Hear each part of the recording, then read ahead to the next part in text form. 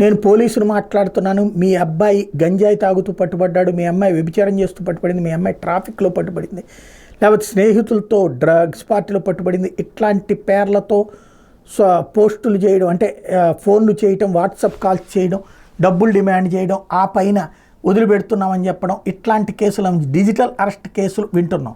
ఇప్పుడు ఇట్లాంటి దాంట్లో విచిత్రం, ఒక పోలీస్కే నేను పోలీసుని అన్నటువంటి కాల్ వచ్చినటువంటి సంఘటన సంచలనం సృష్టించింది. అయితే సిఐ గారు చాలా తెలివిగా రివర్స్లో దెబ్బ కొట్టేటప్పటికే అవతలోడు పారిపోయాడు. ఏకంగా సిఐకే కాల్ చేసిన సైబర్ నేరగాలు ముంబైలో రోడ్డు యాక్సిడెంట్ చేశారంటూ డిజిటల్ అరెస్ట్కి ప్రయత్నించారు. కొద్ది రోజుల క్రితం ముంబై వెళ్ళి వచ్చారు సిఐ.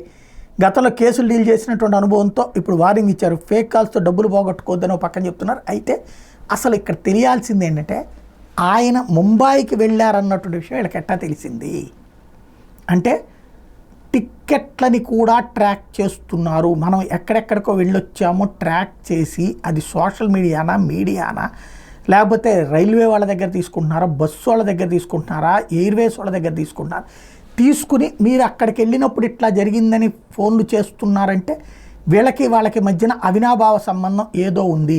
ఇట్లాంటి డేటా కొత్త సంచలనం అవుతుంది.